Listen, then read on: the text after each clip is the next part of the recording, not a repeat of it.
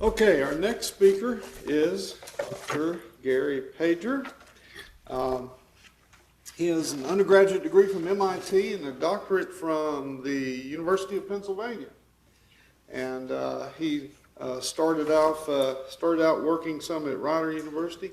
He's currently now working as a senior scientist at Princeton Satellite Systems and an adjunct professor of physics before that at the University of New Jersey in Ewing.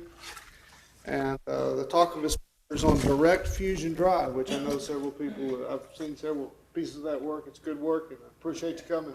I appreciate the comment. Thank you. Hello, everyone. So this work is a joint effort between my company, Princeton Satellite Systems, and the Princeton Plasma Physics Lab. And I have a blurb about the Plasma Physics Lab and one about my company, and then a little bit more detail about direct fusion drive and bookmarks, of course. Princeton Satellite Systems is a small aerospace engineering company just outside of Princeton. It's been in operation for 25 years now, and it does all kinds of software and mission design and a little bit of hardware for small satellites, and a rocket engine based on nuclear fusion. And nuclear fusion really has a bad reputation in the general press, and it's probably, I don't know if it's well-deserved, but there are good reasons for it. And I like to point out that in addition to it's always 30 years away, it's got the N word and the F word, and it just doesn't look good. So our mission plan and our engine gets us to Alpha Centauri in 250 years, and it goes into orbit around the planet there. It stays there. And once you get there, you're going to have megawatts worth of power in order to do science experiments and drive communications at megabit per second rates. When a planetary scientist, we're also designing a mission to Pluto, for which we have a NIAC grant. And the planetary scientist heard that, and he said, "You mean I can drill?" So having a megawatt available is important to the planetary scientists. Alpha Centauri is the target of our mission plan, and of course there's various candidate planets there. Support a current NIAC grant, phase 2 NASA SDTRs for various aspects of the engine, and some support from the Department of Energy at the lab for studying the basic physics of the thing. There is a reactor in Princeton, and it's maybe operating right now. There's a picture of it. The summary of some of its characteristics: it's a simple array of magnetic coils and linear geometry. I'm going to go back to the very beginning. I mean, the thing naturally has a natural geometry that just says, make a rocket engine out of me. It's small. The physics of this limits the size of this thing to 10 megawatts and the diameter to about 2 meters. And that's because of the heating method that's used to excite the plasma. It's an RF heating system.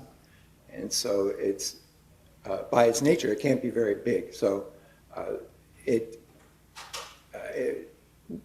is either a device for a small rocket engine or an aircraft carrier or something like that, or it's a module that can be combined into a larger engine. It's clean. The reaction that we use is aneutronic. The primary reaction is aneutronic. I'll talk more about that. It's not a tokamak. It's a field reverse configuration. So it's different physics than a tokamak. The novel invention that makes it work is this so-called odd parity RF heating. Here's an outline of the device. This yellow thing here is the fusion area. It's a torus that is centered on the center line of the engine, and there's a bunch of magnetic hopefully superconducting coil, but possibly not. Propellant is stored in this, what we call a gas box, and the propellant is deuterium. And the deuterium flows past the fusion region. This region that flows past the fusion region is called the scrape-off layers. You'll see more about this a little bit. The magnetic field lines go across that and carry the propellant, ionized propellant, across the, not into the fusion region, but around it. And the reaction particles, the fusion particles, are spinning around after they're produced, and they go through they spiral through the scrape-off layer, each time losing a little bit of energy to the electrons in the plasma, and I'll talk more about that in a minute. And we add additional propellant in order to, the raw thrust of this thing is actually quite low. So we add additional propellant to augment the thrust. I think I said most of this already. This was from another. There's a magnetic nozzle. I'll talk about that later again too. That's where the energy is transferred from the electrons to the ion and where the thrust is generated. We get pretty high and variable exhaust velocity. Yeah, so the primary reaction is deuterium and helium-3, and that produces an alpha particle and a proton, both charged particles. So they can be removed by the magnetic fields or guided by the magnetic fields along the scrape-off layer. There are slide reactions because there's deuterium there, it's hot deuterium. So there will be some tritium, tritons produced along with another proton. And this fellow here, there is one neutron coming out of the DD reaction. It's a very low energy neutron, at least compared to, well, the 14 MeV that comes from a DT reaction, for example. And there isn't that much of it. There's only, it's only less than 1%. Now, the DT reaction, from the triton that's produced in this DD reaction is negligible because the triton is exhausted before it has time to fuse by orders of magnitude. So there's essentially no DT reaction in this device. So I'm going to go backwards now. And so the low neutron production due to various reasons. One is a neutronic reaction, large surface area to volume ratio, non-stoichiometric helium to deuterium ratio, fast tritium removal, and preferential heating of the helium. All those things contribute to making the neutron production very low. And the result of that, of course, is much reduced shielding and a longer material life. ITER has a meter-thick blanket of lithium in order to stop the neutrons. This, we hope, a few centimeters of, we're not sure what, silicon carbide perhaps, and longer material life. Without the neutrons, no neutron damage. And this little graphic here is supposed to show a version of this, a terrestrial version of the FRC that could be used for terrestrial power. And the point here is that these guys are standing right next to it. Right?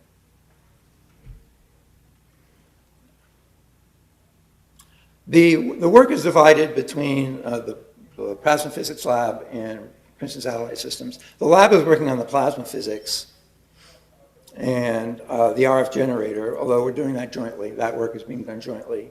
And Princeton Satellite Systems is working on the balance of plant. The removal of the heat. So there's going to be heat generated from that neutron, that one neutron, and also from Bremsstrahlung synchrotron radiation.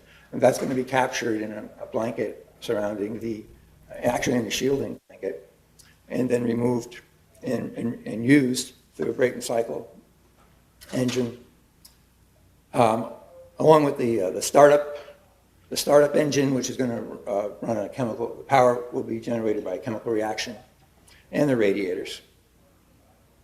Here's the results of some modeling done at the Princeton Positive Physics Lab based on the UH code from Livermore. And for some orientation, here's the engine, that same cartoon. Here's a scale drawing of the magnetic field lines in the scrape-off layer. And this is it expanded in the radial direction. So the electron heating occurs here. So the torus is rotating around here. There's a current in that torus rotating around there. And the ash from the fusion reactions hit the scrape-off layer here and transfer energy to the electrons. And this is what the models show us here. So this is the electron temperature, cool here and warm out here in the nozzle. All the way around. The electrons are hot here and cooler out here in the nozzle, whereas the ions are cool here, and the ions don't heat up until they're in the nozzle. The electrons are heated in the scrape-off layer. There, I just said all that. I think that's all I wanted to say there. More results of the modeling. How much thrust we get from one module, a module, and the exhaust velocity. So for a 6 megawatt, this orange one is a 6 megawatt module with a particular gas flow rate. You can get about 60 newtons with a exhaust velocity in 100 kilometers per second. The thrust is variable with the gas flow, and it's limited by the energy transfer dynamics. This model is a particular geometry, and it's not necessarily the geometry that will actually be used in a rocket engine, so some of the features aren't exactly right, but the general gist of this is correct, that it will have the ability to vary the thrust at a constant power level. So our mission, we have a mission to Alpha Centauri that we model. For instance, we do, not me personally, my colleagues, do a lot of mission planning in orbit dynamics at Princeton Satellite Systems. And this is a simple result of a straight line trajectory to Alpha Centauri. Just a rocket equation, mass and structure and power, that's all it is. And it suggests to us that you can get to Alpha Centauri, that says 4, I know you can't read it, that's 4 light years with, what does that say? 300, I can't read that, 300 newtons, 30 newtons. And it will take us 250 years to get there. About halfway, a little bit more than halfway along, we turn the rocket around and slow down. So we start at 0 velocity, we end at 0 velocity. And here's a rate of fuel consumption. And fuel, well, the deuterium, the helium-3 need about, it's coming up, I think it's like 5,000 kilograms. Helium-3, there's a lot of helium-3, I know, but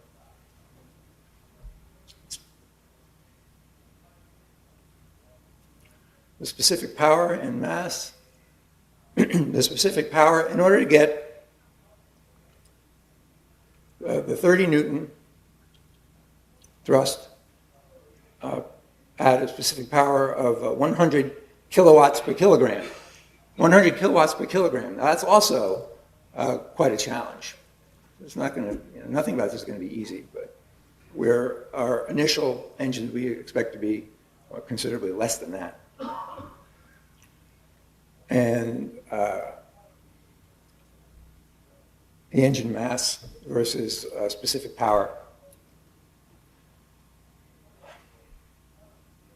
So the engine as a whole, when it has 38 modules, 38 10-megawatt modules, will generate 380 megawatts, 5,200 kilograms of helium, specific power 100 kilowatts per kilogram, with a payload of 1,000 kilograms. Gets there in 250 years. I think there's a mistake on that, by the way, but I'm going to gloss it over. So once what do we do once we get close? So we've invented an imaginary assumed planet, 1 astronomical unit from Alpha Centauri A, in the same plane as the AB orbit. So we approach Alpha Centauri system, and when we're a few years away, we begin to reduce the velocity in the direction perpendicular to the parafocal plane, so that when we hit the plane, our velocity perpendicular to the plane is 0. We're in the plane, and we're heading towards, well, we're in some kind of orbit around A. Oh, and of course, I skipped this part, right? This is 200 years in the future. And, well, we're going to be able to see Alpha Centauri much better from a few years away than we can from here. So the spacecraft is going to have the ability to evaluate what it sees. It's going to have to search the system for candidates that maybe have not been found and choose a target, all autonomously, and find the orbit, and then adjust its approach parameters to match that orbit. So once you're in the parafocal plane, then you reduce the orbit to that one imagined 1 AU planet around Alpha Centauri A. It's kind of a funny looking orbit, but this is a constant thrust maneuver. You just turn the thing around in order to adjust the approach to the orbit. Alpha Centauri B turns out is far enough away that it can be practically neglected for this level of analysis. It's just a disturbance. And once you're there, you're going to have a lot of power for science, it's obvious, but also communication.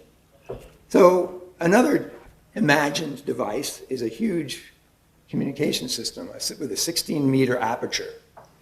And we've got 3 different 16-meter apertures to look at. We've a Ka band antenna, a millimeter band antenna, and a laser, right? 16-meter diameter laser with running, and all of them running 1 megawatt. So 1 megawatt CW modulatable laser with a 16-meter aperture.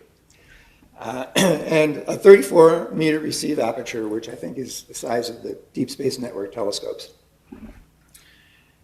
And a simple calculation gives us a Ka band rate of 500 bits per second, microwave at 30,000, optical 2 megabits per second, which is pretty good data rate. That's even much better than New Horizons. On our mission to Pluto, things are much better. We can get HD TV from Pluto. So we're looking at other missions, as I mentioned. We've got this one, the Alpha Centauri orbiter. We've got a Pluto mission, also an orbiter, that we've gone into a lot of detail with. That's the subject of our NIAC grant, is the Pluto orbiter. We're looking into the 550 AU lensing mission. A human Mars round trip, this is something we looked at a few years ago, 310 days there and back, with 2 weeks at Mars.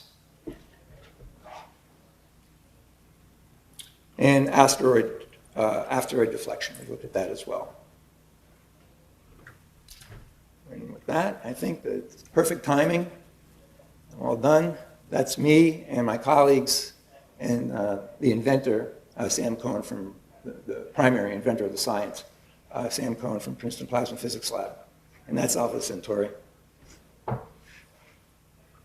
Anybody have any questions? And I apologize. Retired from our labs. 2 questions. You said you were going to dilute the stream with some other gas.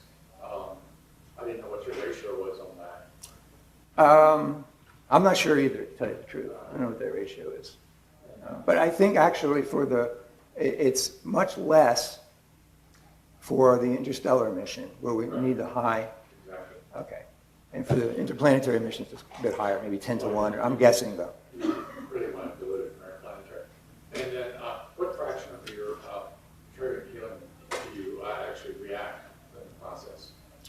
I asked that question a few weeks ago, and it was, now I have to remember, The test reactor, I think we're expecting 1%, I think. I may be lying about that. But in this reactor, I'm not sure what it would be. The test reactor would be the first fusion reactor that's planned for several years from now.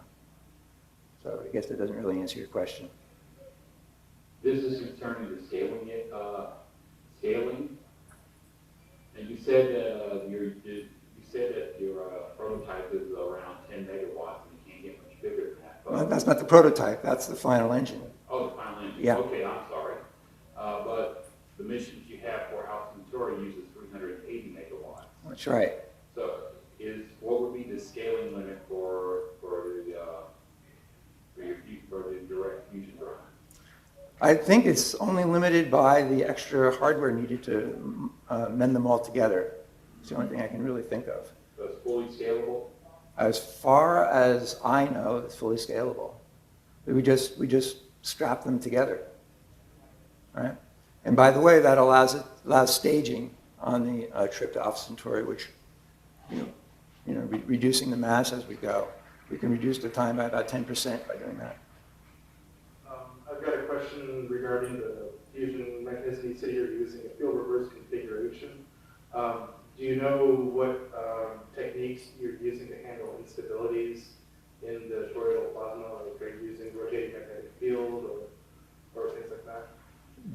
I'm not the person to answer that, unfortunately, but I've been told that it's expected that the instabilities will be manageable. The people have told me that. That's all I can say about it. Or negligible, even. You showed a diagram earlier that had your deuterium propellant being fed into the reactor area, and you said it goes around the reactor core. My question is, how do you get additional helium-3 into the reactor core? Yeah, that's another interesting question. We don't have that fully worked out, but there actually, if I can go all the way back. See that little thing there? That's the helium-3. That's supposed to be putting helium-3 into the reactor region. And exactly what that hardware looks like, we don't know yet. Great talk. Met some of your colleagues before. So my question is not a challenge, but just to try to address it in the way that I need it. Fusion, with the exception of thermonuclear weapons, has always looked good on paper, but it's when you actually try to actualize it, the problems have occurred, which you know much better than myself. And so this looks great on paper and PowerPoint. At some point, you have to build something that's actually a fusion reactor, which is still eluding us as a species. How do you see that occurring, and what amount of funding needs to go into that?